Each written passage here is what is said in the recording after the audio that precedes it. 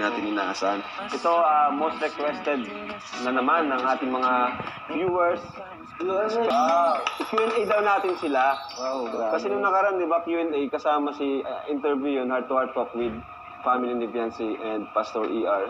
Pero ngayon naman, silang dalawa. Kasi matagal na yung huling Q&A pa natin sa kanila. Doon pa yun sa sirang bahay pa yun. Pero bago yung lahat, Viancy, batiin nyo muna mga viewers natin. Hello po sa mga viewers, supporters po namin. Salamat po.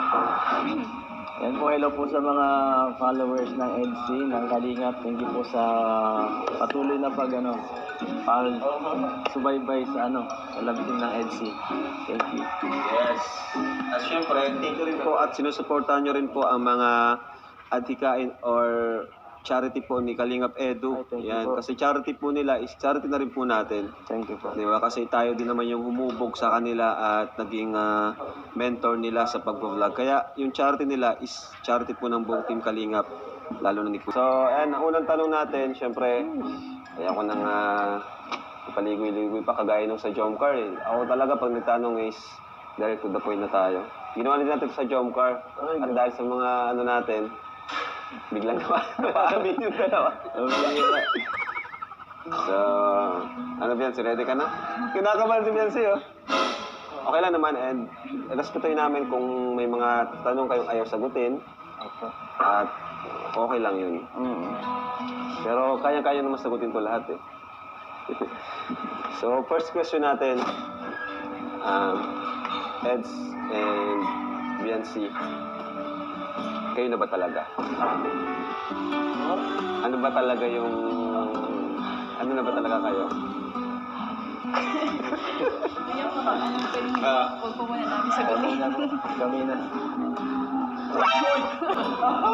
Wala po kayong narinig.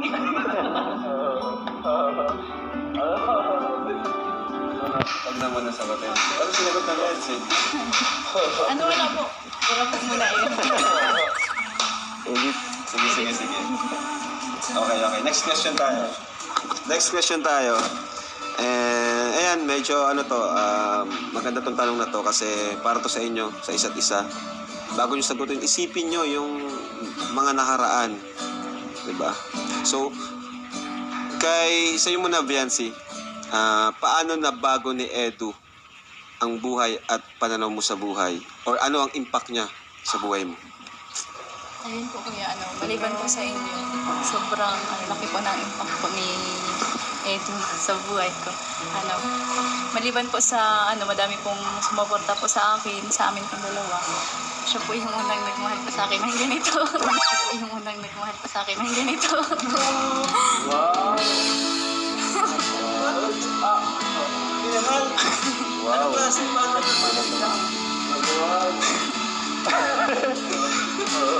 Saka iba po yung suporta pong binibigay niya po sa akin talaga. Saka, Siyempre, support lagi. Ano ba?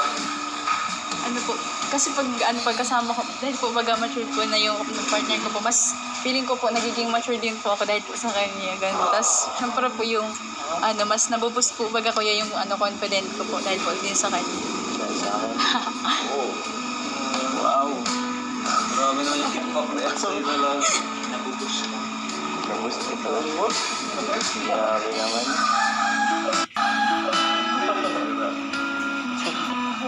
Tsaka po kuya, siya lang po yung lalaking nag-effort po na sobra po sa akin. Siyempre.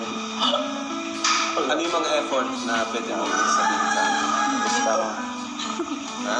Paghahatid sundo po sa akin. Paghahatid sundo? Grabe effort talaga yun. Lalo na dati sobrang laki. Hanggang ngayon po. Ay, grabe naman. Sikat ko na. Ano ba? So, sets naman syempre. Kainsan, ano naman yung impact na nag-iisang Viancy sa buhay ni Kalingap Edu? Impact ni Viancy. Grabe.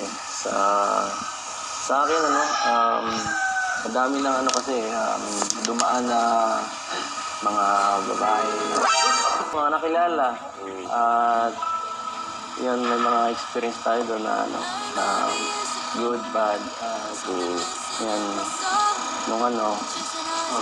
nung nakilala ko siya ng si Biancy, grabe, sobrang, niya, sobrang napakadaling pakisamahan, sobrang bait, kaya sobrang hindi siya mahirap, na makasama, makapartner. At, ayun, pagka nandiyan siya, mas komportable, mas natututong maging kagaya niya, na pagmahal.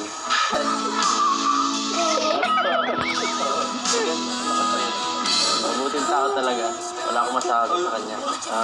At isa pa, iba talaga siya sa lahat ng nakilala ko. Totoo ba? Paniwala ka kasi. Iba talaga si Biancy.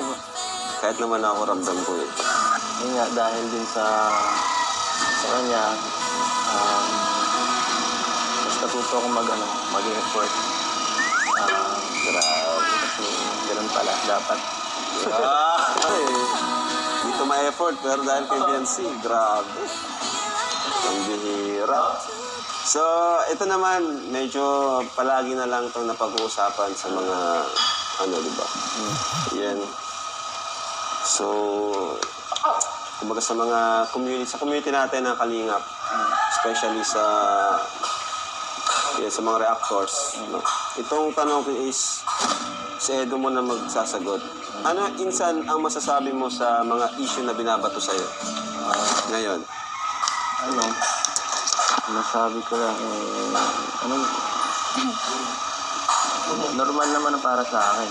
Wala, yung mga ganyan, mga bumabatong may naninira sa akin, or sa amin. Hindi ko naman, sanay na ako eh. Hindi ko na pinapansin yung mga ganyan kasi alam ko naman totoo eh. Kaya wala akong kailangan patunayan masyado. Saka, ramdam mo naman siguro. At kami makakaalam. Mga viewers, manonood lang. At yung iba, i-judge ka talaga. Kung ano yung nakikita nila. Madali lang mag-judge eh. Pero, ganun talaga, normal na yun hindi lang, influencer. May mga mapupuna, good, bad. Minsan, man-made na sa mga ganyan. Dapat matibay din tayo kasi baka maka-apig sa mga trabaho natin. Kung alam kung sinusunod ko na lang kung ano kung tama sa sarili ko.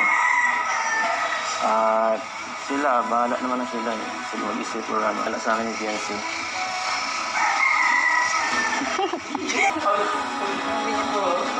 Pagtanggal mo kasi ako, alam mo yun. Ikaw naman, Biancy, ano masasabi mo doon sa mga issue na binabato kay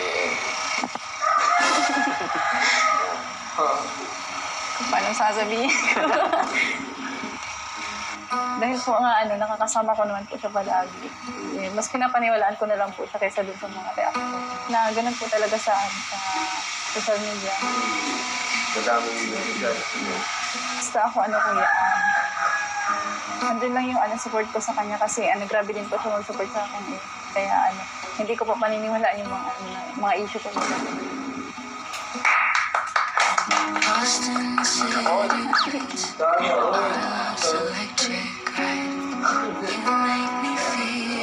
Ayan, so next question natin. Arjun, alisto ka. Puyat mo kasi kagabi, birthday ni Jack. Alisto ka. So next question natin. Edu, sigurado ka na ba talaga kay Biancy? 101%. Uy!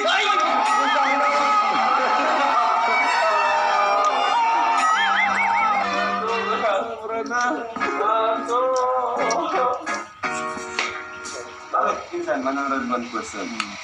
Siyempre, alam mo, sige lang ako na maging partner mo. Kagaya mo na sa akin. Okay pag nakahanap ka ng iba. Kaya, pakinggan mo kasi. Kinapiligan. Kaya ikaw, pag kung sakali, kung makahanap ka, inform mo ako Baka Parang ikaw hindi makaharap ako. din eh. Kaya dapat, yan. Ano? Kaya, kung hindi ka magbabago, nasa yung desisyon. Diba? Pag nagaling siya, marami pa yan eh. Marami pa yan.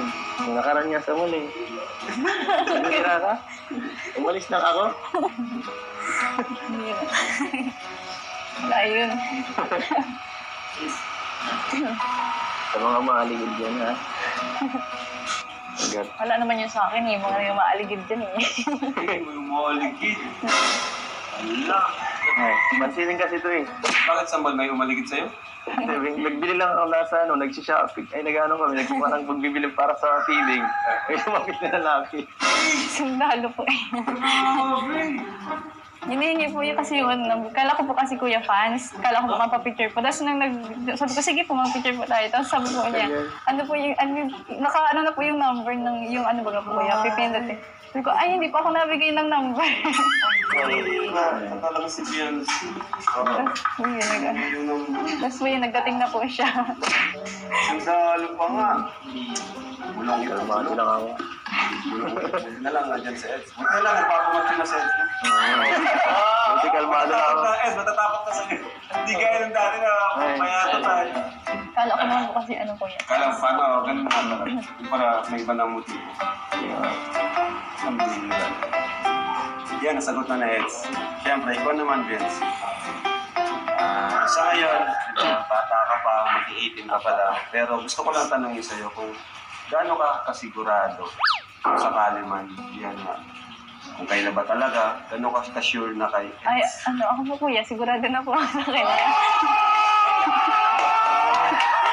Kasi ang problema po, ano, bata pa ako. Hindi ko pa alam kung kaya po niya maghintay.